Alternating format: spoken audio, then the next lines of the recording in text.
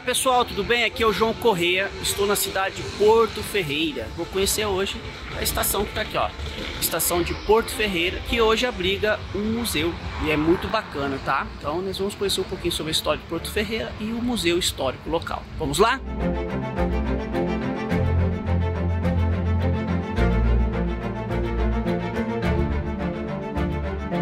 A cidade de Porto Ferreira tem o seu surgimento junto com a estação que ali foi instalada. Hoje nós vamos falar um pouco sobre a estação ferroviária de Porto Ferreira, que hoje abriga o Museu Histórico e Pedagógico Professor Flávio da Silva Oliveira. A estação de Porto Ferreira foi inaugurada em 1880, mas o prédio atual é do ano de 1913. O prédio atualmente que está em funcionamento, ele foi reformado e revitalizado e abriga o museu. No início da construção da estação de Porto Ferreira, no ano de 1880, na sua inauguração, a Companhia Paulista tinha como objetivo estender as linhas férreas de Porto Ferreira a Ribeirão Preto, para atingir as regiões mais produtoras de café do estado de São Paulo. Mas esta permissão foi negada pelo governo da província de São Paulo, na qual a Companhia Paulista se viu obrigada a estender os seus trilhos à cidade de Descalvado. Este ramal ficou conhecido como Ramal de Descalvado, que ligava da cidade de Cordeirópolis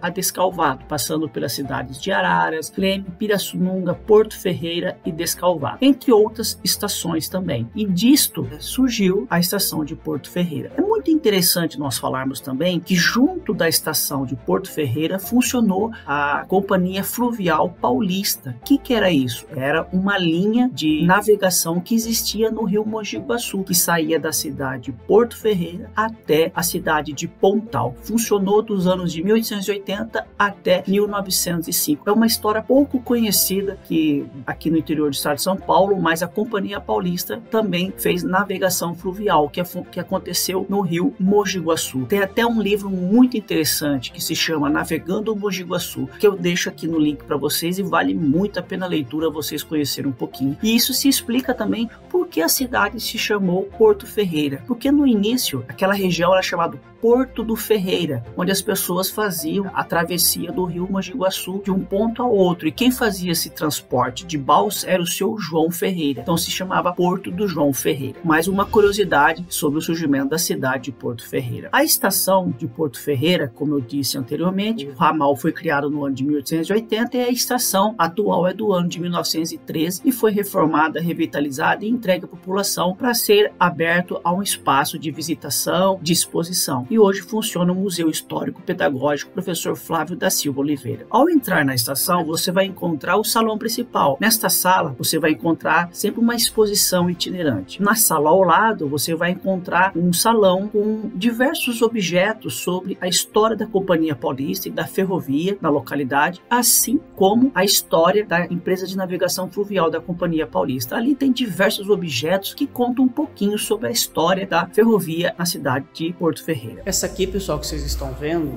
era uma antiga âncora da Companhia Fluvial Paulista. Existia a Companhia Paulista e existia também, na época, existiu durante um bom tempo, até 1903, a antiga Companhia Fluvial Paulista, que passava pelo rio Mogi Guaçu. Eu já fiz um vídeo aqui, um breve vídeo no canal, falando um pouquinho sobre essa companhia fluvial. Se vocês quiserem que eu falo mais um pouquinho como que funcionou essa companhia, que é muito interessante fazer a navegação, fazer transporte de pessoas, de mercadorias, até o fechamento pela Companhia Paulista por volta dos anos de 1900. Muito bacana a história dessa companhia fluvial que fazia o transporte de mercadorias e pessoas pelo rio Mogi Guaçu. Isso aqui é uma das âncoras que sobraram. Aqui tem umas coleções de máquinas de escrever. Essa aqui é de 1950. Essa aqui, ó, já é de 1930. Ai, que coisa linda. Máquina de escrever de 1930. Em Underwood, eu acho que é o nome aqui. Acho que só letra assim, é de 1930 aqui, ó. Essa aqui já é da década de 1940. Hoje a gente tem a profissão de digitador, né? Mas naquela época era datilografia, né? O profissional que trabalhava com isso daqui. Máquina de escrever já da década de 50. Ó. Coisas mais lindas, eu adoro máquina de escrever. Eu cheguei a aprender um pouquinho também. Essa aqui já é da década de 70, né? Olivetti, bem famosa. Essa aqui já mais novinha, né? Olivetti da década de 80. Antigamente aprendia-se na escola, né? Datilografia. Bacana, tinha manuais. Era uma profissão muito comum na época, né? Então tinha as máquinas de escrever, muito bacana. Aqui vocês estão vendo uma bicicleta Monarch, ó. O dono era torcedor de São Paulo. Junto a esta sala tem uma outra sala onde tem a exposição de diversos répteis e artefatos paleontológicos e indígenas da região. Neste mesmo espaço da estação, nós encontramos uma sala que conta um pouquinho sobre a cultura caipira local, na qual estão expostos diversos objetos da cultura caipira que estão ligados com a identidade local. Lá nós vamos ver uma viola caipira que foi de um grande cantor sertanejo da época, utensílios domésticos e utensílios agrícolas. Tem uma viola em exposição aqui que pertenceu a Zé Carreiro, muito conhecida essa dupla caipira, né? Zé Carreiro e Carreirinho, com diversas composições dele. Essa aqui é a viola dele, que foi doação de Lúcia Maria de Jesus, viola de Zé Carreiro. Pessoal, um equipamento que tem aqui em exposição, vocês sabem o que é isso aqui? Isso aqui é um aparelho de fólio para exterminar formigas. Que bacana, provavelmente apertava ali, ó, e saiu o veneno aqui no canto. Isso aqui é um aparelho para exterminar formigas. Ao lado, nós vamos encontrar a sala de Jean Vinin. Esta sala, ela conta um pouquinho a história do ilustrador francês naturalizado brasileiro, Jean Vinin, que foi considerado um dos melhores ilustradores do Brasil. Nesta sala, você vai encontrar diversos utensílios que eram utilizados no seu dia a dia e quadros pintados pelo ilustrador. Dentro da estação e hoje o museu, você vai encontrar diversos jornais, documentos antigos e mapas. E também um documento muito legal que conta um pouquinho de